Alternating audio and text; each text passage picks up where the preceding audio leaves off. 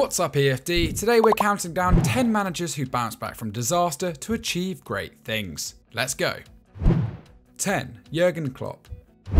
Jurgen Klopp has been a very clear success at every club he's managed, getting Mainz promoted to the Bundesliga for the first time in their history, winning 2 titles and reaching the Champions League final with Borussia Dortmund, and going on to win the competition with Liverpool, along with delivering their first Premier League title in 30 years. However, the German coach has had to bounce back twice in his career, with his stints at Mainz and Dortmund both ending in failure. Following an impressive start to life in the top flight, his Mainz side were eventually relegated in 2007, and he resigned after failing to get them promoted again next year. He then transformed a Dortmund side which had finished just 3 spots above relegation before his arrival into one of the most feared teams in Europe.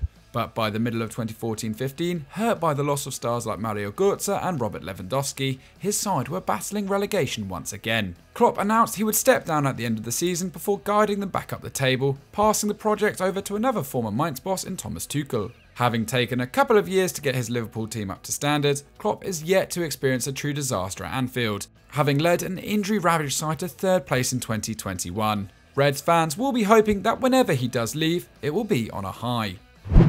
9. Antonio Conte.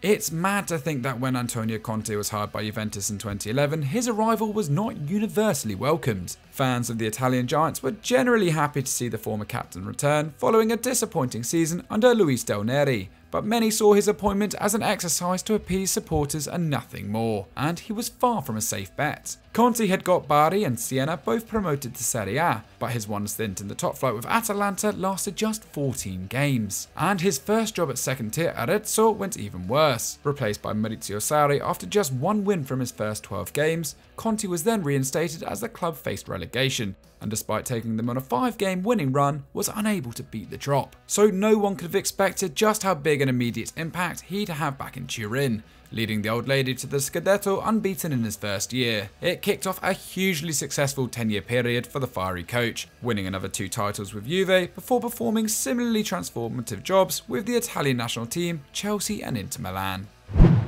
8. Pep Guardiola.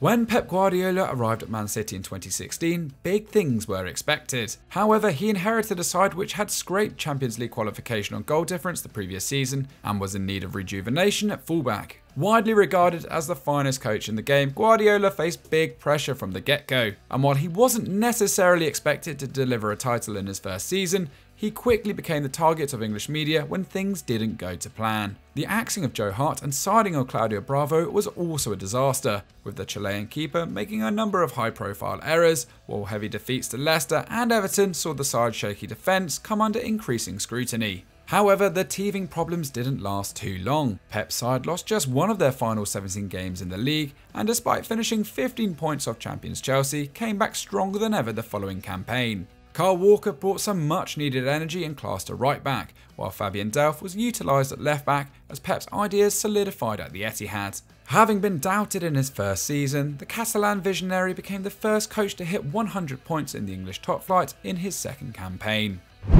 7. Roberto Mancini.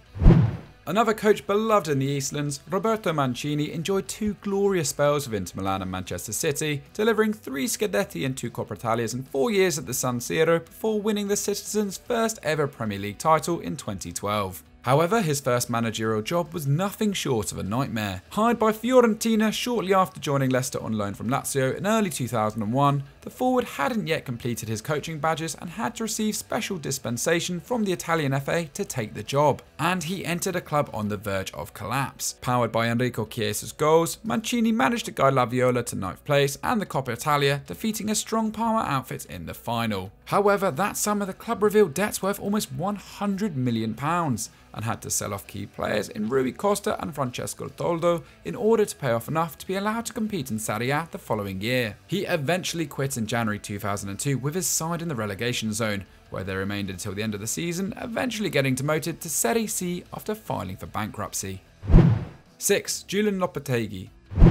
By the time Julian Lopetegui was hired by Sevilla in 2019, his reputation was at an all-time low. After years coaching youth sides in the Spanish national setup and a stint at Porto, the former goalkeeper made the step up to Spain's senior side in 2016, leading La Roja through an impressive World Cup qualification campaign in which they dropped just 2 points, conceded just 3 times, and scored 3.6 goals on average per game. But on the eve of the tournament in Russia, he was announced as Real Madrid's new head coach, unbeknownst to an enraged Spanish Football Federation, who sacked him immediately. And his gamble didn't even come close to paying off. Lopetegui lasted just 14 games at the Bernabeu, dismissed after a 5-1 loss to Barcelona that left his side 9th in La Liga. Reports soon emerged that he then approached the US men's national team and was turned down. But by the following autumn, Lopetegui's managerial career was right back on track. After seeing stars Wissam Ben Yedder and Pablo Sarabia sold, he gave Sevilla a tactical makeover, with new signings Jules Koundé, Lucas Ocampos and Youssef En-Nesyri quickly becoming key players at the Ramon Sanchez Pizjuan.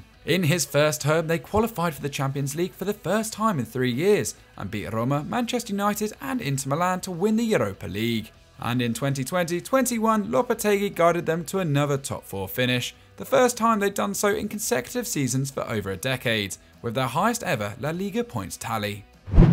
5. David Moyes. It's easy to forget that after his calamitous spell as Alex Ferguson's successor at Manchester United, David Moyes had a couple of opportunities to recover his coaching credibility. The first at Real Sociedad went pretty poorly. Despite a promising start which saw them beat eventual treble winners Barcelona, he could only guide them to 12th place and was sacked as they sat just above the relegation zone the following season. Then came Sunderland, where he immediately set low expectations and performed even worse, winning just 6 games all season and finishing 16 points from safety, marking the club's first relegation for over 10 years, and also coming under fire after making a sexist remark to a BBC reporter, for which he received a £30,000 fine. He then spent half a season at West Ham, saving them from relegation by the skin of their teeth, but was duly replaced by the more prestigious Manuel Pellegrini. So there were more than a few puzzled faces when he returned to the London Stadium at the end of 2019. But following a tough start, winning just one of his first 8 league games, Moyes eventually turned things around. He guided them to safety and has worked wonders, including getting Michail Antonio playing the best football of his career at centre forward. Since then, the club has been on a clear upward trajectory, finishing 6th in 2021 and sitting in 3rd after 11 games of the 21-22 campaign. David Moyes is being taken very seriously again. 4. Brian Clough.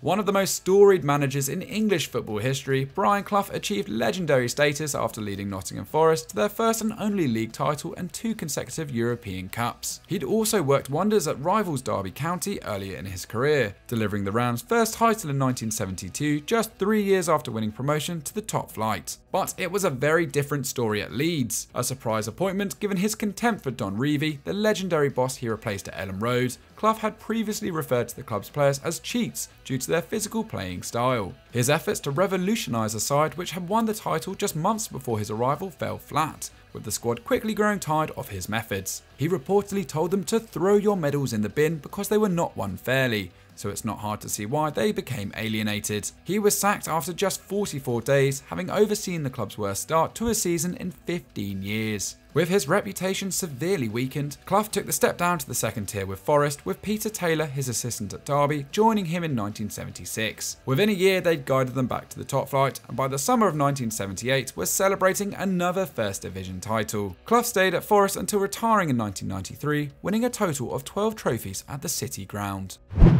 3. Arsene Wenger.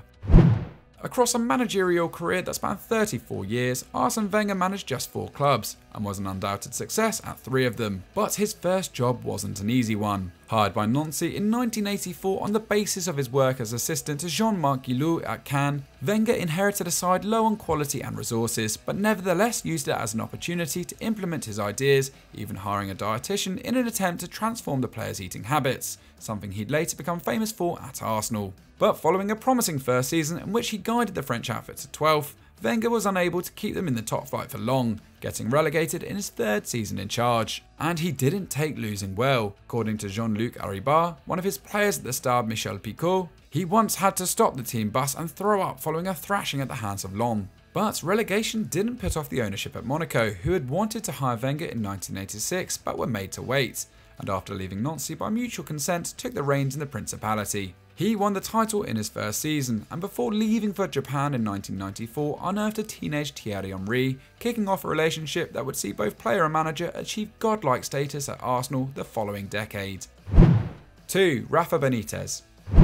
Following a successful 9-year spell working with the Real Madrid youth and B teams, Rafa Benitez was hired by Real Valladolid in 1995. His first job in La Liga didn't go to plan, and he was sacked after just 23 games, having won just 2 of them with his side rock bottom of the table. He then dropped down to take a job at Osasuna in the second tier, but did even worse, being relieved of his duties after just 9 games. He then had some success with Minos Extremadura, getting them promoted to the top flight in 1998, although he couldn't prevent them going straight back down the following year. But after taking a year out, working as a commentator and analyst, Benitez made his managerial return in the Canary Islands with Tenerife, a club which had enjoyed unprecedented success in the 1990s, with Jupp Heynckes even managing them for a couple of seasons. But by the time Rafa got there, they were back in the Segunda Division and in need of a major reboot. Helped by prolific striker Mista, who he developed through the ranks at Madrid, and Luis Garcia, who he later reunited with at Anfield, Benitez guided Tenerife to promotion and was subsequently hired by Valencia. He took Mista with him, and the pair won 2 La Liga crowns and a UEFA Cup in 3 years together at the Mestalla. By the summer of 2005, he was with Liverpool, where he delivered the first European Cup in over 20 years. 1. Claudio Ranieri. Claudio Ranieri has held over 20 different managerial positions across his career, and needless to say, some jobs have gone a lot better than others. But a real low point for him came while in charge of the Greece national side in 2014. Signing a 2-year contract worth a reported €1.6 million, Ranieri didn't even last the year. He took charge of just 4 games and lost 3 of them, failing to stick to a formation or a fixed lineup. He was shown the door following a humiliating home defeat to the Faroe Islands, a damning reflection of Ranieri's management considering Greece had recorded the country's best ever performance at a World Cup just before he took over. So, when he was hired by Leicester in 2015, fans and pundits feared the worst. The Foxes had just staged a great escape under Nigel Pearson, winning 7 of their final 9 games to avoid relegation from the Premier League by 6 points. It was generally expected that under Ranieri they'd go down, who seemed to be the antithesis of the tough, no-nonsense Pearson. But the team spirit that had carried the East Midlanders to safety remained, and the Italian coach, infamous for constantly tinkering with his sides, quickly found a winning formula and stuck to it, with 10 players playing over 2,500 minutes of league action. Jamie Vardy, Riyad Mahrez and N'Golo Conte quickly elevated themselves to stand among the very best players in the English top flight, and the side somehow lost just 3 games all season on their way to the most unlikely title wins. Ranieri has got nowhere near that level of glory in the years since, but his achievement at the King Power stands almost unmatched in sporting history. So those were 10 managers who bounced back from disaster. Who is the most impressive in your eyes, and who have we missed? Let us know and maybe we'll do a sequel. Make sure you're liked and subscribed to Euro Football Daily with that notification bell switched on, and we'll see you next time.